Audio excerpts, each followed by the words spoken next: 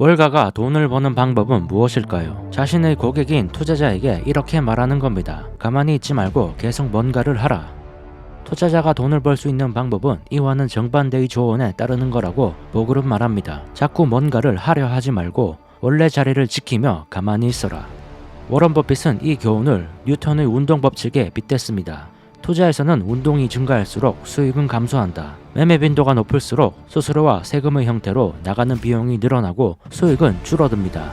이것은 상식이며 인덱스 투자의 본질입니다. 워런 버핏은 월가에서 단 한 사람의 동상만 세워야 한다면 단연코 인덱스 펀드의 창시자인 존 보글이 되어야 한다고 말했습니다. In the annual report, Jack Bogle has probably done more for the American investor than any man in the country. Jack, could you stand up? There he is.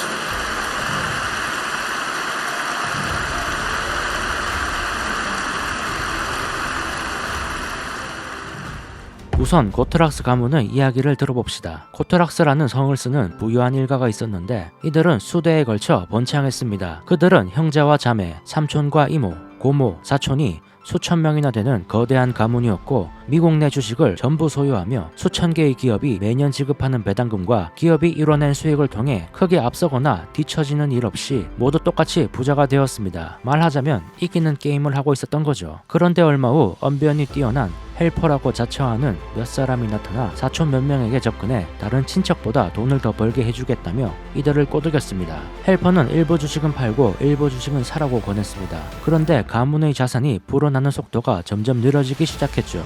이유가 무엇일까요? 투자 수익을 일부를 헬퍼가 가져갔기 때문입니다. 이전에는 미국 기업 전체가 구워내는 파이를 고트락스 가문이 전부 가져갔지만 이제는 일부를 헬퍼가 가져가기 때문이죠. 사촌들도 이제는 자신들의 전략이 가문의 자산 증가 속도를 늦췄다는 사실을 깨달았지만 주식을 잘못 골라서 그런 것이라고 생각했습니다. 그래서 더 좋은 종목 선택을 위해 전문가를 고용했습니다. 1년이 지나자 당연히 가문의 자산은 더 줄어들었습니다. 간단히 말하면 이렇습니다. 처음에는 10명이 100을 10씩 나눠서 가지다가 한 명이 20을 가지기 위해 사람을 고용해 주식을 선택하면 그 사람이 20을 벌었다 한들 비용이 발생하게 되고 결국 처음에는 10명이 100을 가져갔지만 이제는 10명이 99만큼밖에 못 가져간다는 겁니다. 그리고 이것이 반복될수록 전체가 가져가는 크기는 점점 줄어듭니다.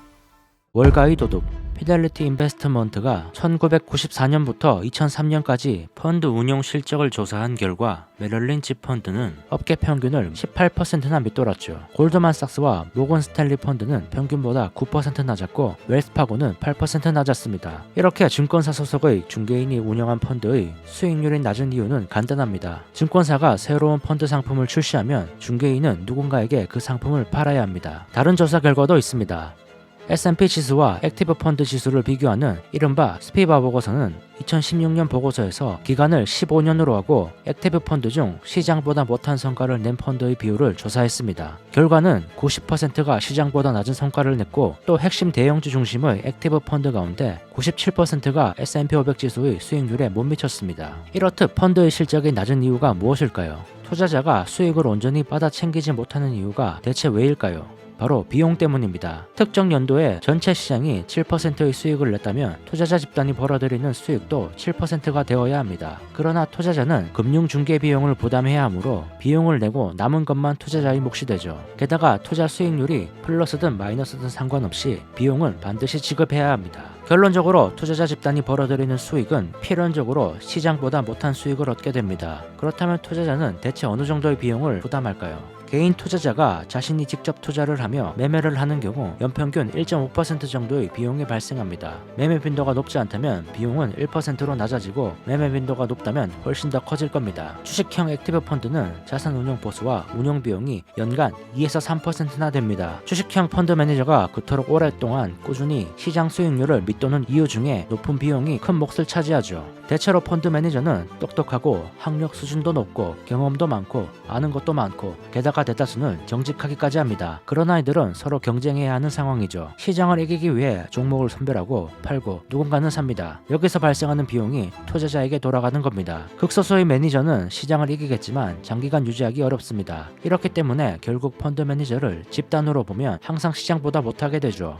예를 들어 50년간 주식시장 수익률이 연평균 7%라고 가정해보죠. 여기서 펀드의 연평균 비용을 최소 2%라고 하면 펀드 수익률은 5%라는 결과가 나옵니다. 1만 달러를 투자했을 때 연평균 7%를 50년간 투자하면 29만 4,600달러가 됩니다. 반면 펀드의 5% 수익률로는 50년 뒤 11만 4,700달러가 되죠. 주식시장의 총 수익보다 17만 9,000달러나 적은 수준입니다. 복리의 마법이 비용에도 적용된 탓입니다. 첫 해 말에는 투자 자산의 약 2%만 증발했지만 10년 후에는 17%, 30년 후에는 43%가 날아갔습니다. 그러다 50년째엔 무려 61%가 증발했습니다. 시장을 보유했을 때보다 61%를 비용으로 지불한 겁니다. 투자자는 결국 39%밖에 손에 넣지 못하게 되죠.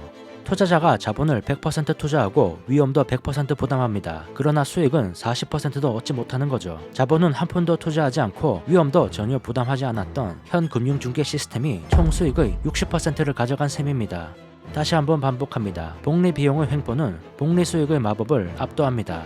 S&P 500 지수를 따라가는 펀드, 즉 단순하고 비용 수준도 낮은 인덱스 펀드에 투자했더라면 불필요한 비용을 부담하느라 괜한 손실을 떠안을 일도 없었을 겁니다. 게다가 한 가지 문제가 더 있습니다. 투자자들은 펀드가 비쌀 때 사고 쌀 때 팝니다. 이런 행동은 인간의 본성이기도 하지만 인기나 유행에 맞춰 새로운 펀드를 계속 내놓고 공격적으로 광고하는 펀드 업계의 관행이 문제를 심각하게 만들었습니다. 다시 말해 탐욕과 공포에 사로잡혀 고점에 사고 저점에 파는 투자에 더해 유행 펀드를 파는 펀드 업계의 행태가 더해져 펀드 투자자들이 시장 수익률의 절반에도 못 미치는 수익을 얻은 겁니다. 건처 더미에서 바늘 찾기. 이쯤에서 누군가는 이렇게 질문할 겁니다. 하지만 시장을 이기는 펀드는 항상 있는데 시장을 이기는 펀드를 선택하면 되지 않을까요? 좋은 펀드 선택하기에 대해 알아보죠. 수익성이 좋은 펀드를 미리 알아내 선택하는 것은 쉬운 일이 아닙니다. 물론 25년 동안 살아남은 수익성이 좋은 펀드가 있지만 그렇게 많지 않죠. 펀드 매니저들은 시장을 이기기 위해 그들끼리 사고팝니다. 그러면서 투자자에게 자신들이 과거에 좋은 성과를 냈으니 앞으로도 그럴 것이라고 주장합니다. 또 한편에선 과거의 성과가 저조했으니 다음엔 좋은 성과를 낼 것이라고 주장합니다. 위의 자료는 1970년 당시 존재했던 355개의 펀드의 46년간 성과를 보여줍니다. 자료를 보면 80%에 해당하는 281개는 지금은 사라지고 없습니다. 게다가 살아남은 펀드 가운데 29개는 S&P 500 지수보다 연간 1% 이상 저조한 성과를 냈고 35개는 S&P 500 지수의 수익률과 1% 내외의 차이를 보였습니다. 이제 10개가 남았습니다. 그런데 이 중 8개는 S&P 500 수익률을 2% 미만으로 앞지를 뿐이었죠. 실력이라기보단 운이 따랐다고 봐야 되는지도 모르겠습니다. 이제 남은 펀드는 단 2개입니다. 1970년 이후 장기간에 걸쳐 S&P 500 지수를 2% 이상 앞지른 펀드는 피델리티의 마젤란 펀드와 피델리티의 콘트라 펀드입니다. 피터 린치의 마젤란 펀드는 S&P 500보다 2.6% 높았으며 콘트라 펀드는 2.1% 높았습니다. 앞서 살펴봤던 좋은 성과를 내주는 펀드는 355개 중 0.5%인 2개에 불과합니다. 게다가 중간에 없어지지 않고 살아남은 펀드만을 대상으로 계산했기 때문에 액티브 펀드의 수익률은 실제보다 과장되었습니다. 이런 상황에서 시장을 이기는 펀드를 찾는 행동은 건초 더미에서 바늘을 찾는 격이죠. 게다가 장기간 실적이 좋더라도 앞으로도 그럴지는 장담할 수 없습니다. 이 조사 결과를 보시죠. 미국의 주식형 액티브 펀드 전부를 대상으로 시기가 서로 겹치지 않게 5년 단위로 연속해서 묶은 두 기관의 성과를 비교해 정리한 겁니다. 이 자료가 보여주는 결과는 이겁니다. 지난 5년간 가장 좋은 성과를 낸 펀드 중 다음 5년에도 좋은 성과를 낸 펀드는 13%에 불과하다. 심지어 10%는 시장에서 사라졌습니다. 이와는 반대로 가장 안 좋은 성적을 낸 펀드를 조사했습니다. 과거 5년에 가장 안 좋은 성적을 낸 펀드 중 다음 5년에도 가장 안 좋은 성적을 낸 펀드의 비율은 12%입니다. 그리고 17%는 가장 좋은 성적을 내는 펀드가 되었죠. 이런 결과들이 무엇을 의미할까요? 펀드의 과거 성적이 미래의 실적을 보장하지 않는다는 뜻입니다. 지난 5년의 성적은 다음 5년의 성적과 아무런 상관이 없습니다. 이전의 성과를 유지하는 펀드는 드뭅니다. 결론적으로 최근 성과를 기준으로 펀드를 선택하는 것은 위험하며 오히려 향후 시장 평균을 훨씬 밑도는 성과를 낼 가능성이 농후합니다. 초저비형 인덱스 펀드. 이제 우리는 두 가지 사실을 알았습니다. 첫 번째는 전체 시장을 이기는 펀드는 0.2%에 불과하다. 고로 장기적으로 시장을 이기는 펀드를 고르는 것은 건초 더미에서 바늘을 찾는 격이다. 두 번째 사실은 이겁니다. 첫 번째 사실에도 불구하고 과거 성과를 기준으로 그 바늘을 찾으려 노력하면 후회하게 될 것이다. 이제 보골이 제안합니다. 건초 더미에서 바늘을 찾는 것은 지능 게임이다. 이 사실을 알았다면 즉시 카지노에서 나와 S&P 500 인덱스 펀드 또는 전체 주식시장 인덱스 펀드에 투자하십시오. 바늘을 찾지 말고 그 건초 더미를 통째로 사라. 시장 전체를 소유하는 것이 이기는 게임입니다. 우리에게는 보글이 만든 저비용 인덱스 펀드라는 대안이 있습니다. 최저비용 인덱스 펀드는 매매 회전 비용도 거의 없어서 최종 비용은 0.1%죠. 따라서 S&P 500 인덱스 펀드의 총 수익은 9.2%이고 비용을 뺀 순이익은 9.1%입니다. 인덱스 펀드는 투자자가 정당한 자신의 몫을 챙길 수 있게 해줍니다. 보글이 말하는 정당한 몫이란 시장 수익률에서 최소한의 비용을 지불하고 물가 상승률을 뺀 수익률입니다. 그렇다면 ETF는 어떨까요? ETF에 대한 보글의 의견을 들어보죠. ETF 업계는 미래를 예견하지 않습니다. 성적이 좋아질 것이라고 주장하지도 않죠. 단지 펀드를 사고 팔기 쉽게 만들어 놓음으로써 매매에 따르는 수익을 챙겨갑니다. 그럼으로써 펀드 업계는 포트폴리오에 대한 책임을 투자자에게 넘기고 있습니다. 버핏이 말한 제4운동 법칙을 기억하시길 바랍니다. 투자에서 행동이 많아질수록 수익은 감소한다. 하지만 보글은 기본적으로 저비용 인덱스 ETF에 투자해서 많은 매매를 하지만 않는다면 문제가 없다고 덧붙입니다.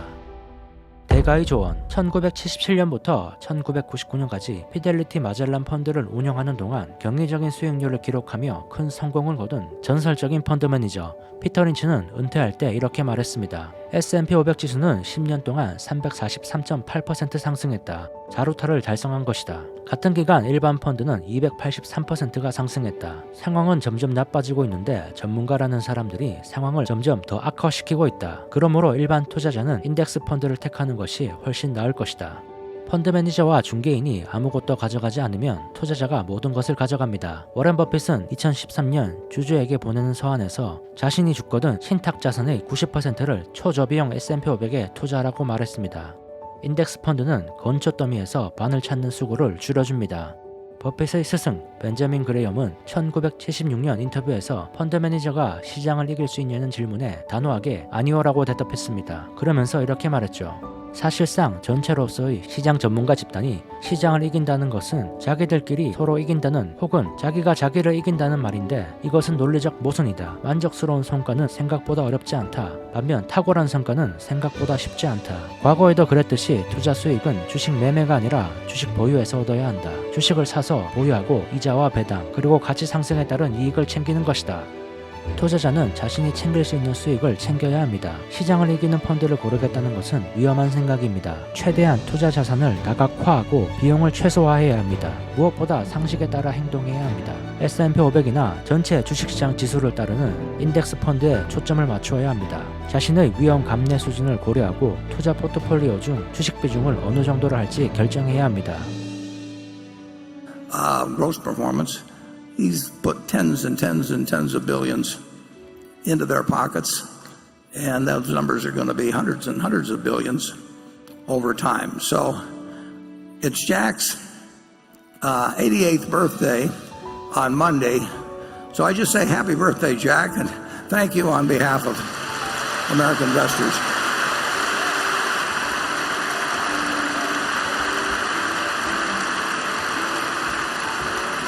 이 영상의 내용은 인덱스 펀드의 창시자 존 보글이 집필한 모든 주식을 소유하라의 내용을 요약한 겁니다. 더 자세한 내용이 궁금하시다면 풀 영상을 시청해주세요.